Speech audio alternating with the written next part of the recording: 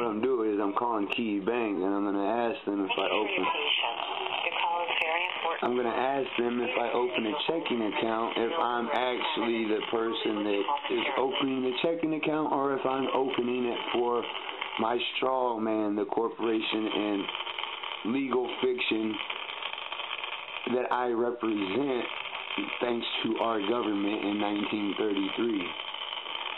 This conversation. Calling Key, my name is Sarah. May I have your name, please? Yeah, Joshua Rebel Hayes. Mr. Hayes, and what can I assist you with today? Yeah, I was wanting to look into open a checking account. Okay, may I have the account number? I'm looking into opening one. Well, I'm sorry, sir. I was asking you, do you have any pre-existing, so you do not. Okay, what state do you live in, sir? Indiana. I'm sorry? Indiana. Okay, Mr. Hayes, I'll be happy to help you out with this. Would you mind holding? Yeah. Appreciate it, Mr. Hayes. Thank you. Now, if you want, go ahead and skip to about 4 minutes and 20 seconds on the video because it got me on hold for quite a while. And if you want to skip a long, boring video because this asshole gave me a runaround for quite a while, go ahead and skip to like the last couple minutes of the video, and that's where it gets down to the point, and you'll see that they do confirm the existence of your straw man, and the government gives you authorization to access that account, and that's why you're the verified signer on them checks and any other account, and you're not the account holder like you should be if it was your account. So go ahead and check this out, skip to the end, whatever. Feel free to cruise my site, man, and check out some of the other videos and stuff I got on this, and stay tuned, man. I'm gonna have a whole bunch of shit on this, show you how to do it. I'm gonna document all mine, how I get my UCC1 form filled out, how I access my my future bond, the corporation Joshua Rebel Hayes, it's on my birth certificate, and how I take control over it all. This is gonna be documented. I don't know how long it's gonna take, but it's gonna be in there, so stay tuned to the layman. And if you want to learn how to get out of your property taxes, I'm going to have a seminar to show you how to get out of paying income taxes. Not property taxes, but income taxes. I'll show you how to beat income taxes. It'll be a $20 per person seminar, so if you want to learn how to get out of that, it's definitely worth the $20. Stay tuned.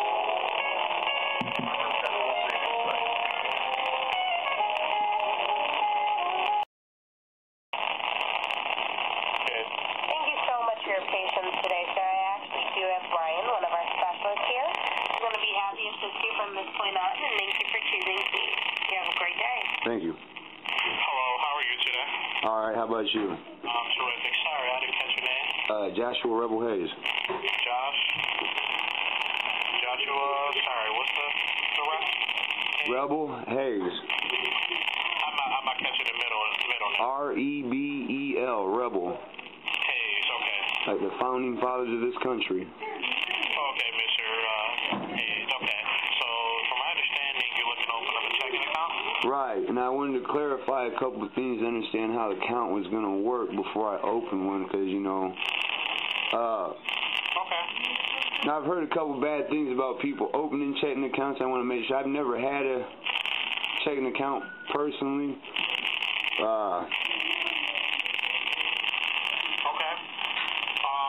Okay, so what exactly did you want to know?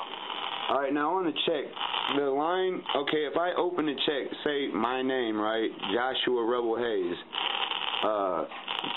that account would be open and I would be the account holder, right? Correct. Okay, now if you guys open a checking account for me and I get a check, there's a little line, it's like a micro signature line or something, and that only verifies me to authorize funds from that account. That's an authorized signature from the account holder, right? Well, you have to put your signature on a check, yes, where it's required for a signature on that line, yes. Right, but that's not the signature for the account holder, is it? Well, yes, it'd be your signature because you're an account holder. That's the check that is assigned to that account because they're your checks. It just says authorized signer. Okay, now that's my thing, authorized signer. If they're my checks, how come I'm the authorized signer? Because it's your account and you only have authorization to sign on the checks because they're in your name. Okay, if they're my checks, why do I need authorization from someone to sign them? No, you don't need authorization from someone. You just have to sign the checks when if you're making like a check, you actually have to put your signature on it. Okay. Yeah, I was looking something up online. I'm still kind of confused as how somebody explained to me how a checking account works and how you're telling me this checking account works. Because what you're telling me is contrary to what I've heard and why I've been wary about entering into checking accounts. Basically, those checks, those are your checks. You can only use those checks. Right. You check out to someone, you can make a check out to someone, and you just have to, sign it because it's your check. You can make checks out to pay bills. Basically, they're your checks. Right, but you're saying if they're my checks, I'm the authorized. When I sign that check for the name at the top of it, I'm only the authorized signature. That micro line that I sign is not releasing funds from my account to whoever I sign the check from. It's authorizing that account holder that's listed at the top of that to release funds from my account to somebody else, whoever I make the check out to. Am I right or wrong? Correct. Okay, now if I am just the authorized signer, then that means the name at the top of the check is being opened up in a straw man, a legal fictitious company. Right or wrong? I'm not following what you're saying. Okay, I'm the authorized signature for the name on that account, right? Right, because it's your account. Why am I not the Why would I not be if that's my name on that account? So what you're saying is that name on that account is two different things from me because I am a man, I am a person, I am not a name. Right or wrong? Correct, but I'm saying those are your checks, so. Right, but if they're my checks, why do I need authorization from somebody to sign them checks? I didn't say you need authorization from somebody. That check says I need authorization. You just have to sign the checks when you're signing off on a check. When you write a check, you always have to sign it with your signature because you are required to sign the check when you make out a check. Right, but what I'm trying to understand is why is that an authorized signature of that account? Why is that not the account holder's signature if I am in fact the account holder? Signature because you're the account holder. You're required to put your signature on the check each time you write out a check. Right, but if I was do you know what a sports agent is? Even though he represents somebody else, he signs for that person. He's the authorized signature. This is totally different than a sports agent. This is your account, so each time you make out a check, you have to sign it. If you write out a check to someone, you have to sign it because this is your check. And basically, a signature is required each time you make out a check. Because because I'm the only one that's authorized to use that name at the top of the check by the government, right? Nobody else can sign a check for Joshua Rebel Hayes. One can sign those checks, no. Only you, because this is your account only. But see, if that was my account, then is there something you're still not understanding? Yeah, I'm not understanding. I'm trying to understand how I'm the authorized signer. Pretty much you're saying I'm an agent for that account. If I'm authorized to sign for that account and it's not my account. It's your account. It's basically. Then why wouldn't the account holder be releasing funds on that check? You will be considered the account holder. I'm just saying when you write out a check, you just have to sign it and give your signature because you have to sign a check when you write out a check. It cannot be processed. Right, somebody has to authorize them funds to come out of that account. The only person that authorizes those funds, Mr. Hayes, to come out of that account is you because it's your account. I don't know if you're not understanding that concept, but that's the. Yeah, that's what I'm the thing is what I'm trying to understand is it sounds to me like there's two different entities here. There's not two different entities. There's only one person. So you're saying the name on the top of the check is the same as me? Yes.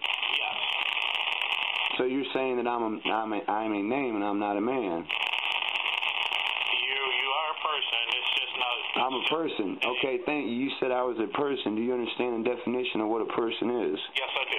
What is a person? A person is an individual. No, a person is a corporation or a business. A living person is. a person, as a living, breathing individual. That's my point. That I am the. That's the point of this conversation. I'm glad you said that I was a person. Mr. Hayes, would you like to open up an account today? Yes, I would if I can understand how it works. I want to make sure that I am only recognized by your bank as the authorized agent to sign for anything that comes or any debt that goes into the name on that check. Yes, that's correct. And if that's understood, then yes, I would like to open up a checking account with you as an agent to represent that account. Yes, you're representing the account because it's your account, yes. All right, but still, I'd only be an authorized signature. The check wouldn't verify that it's my account, right? Well, the check will verify it's your account, Mr. Hayes, because your name is on the check. So you're aware of the authorized signature, if it...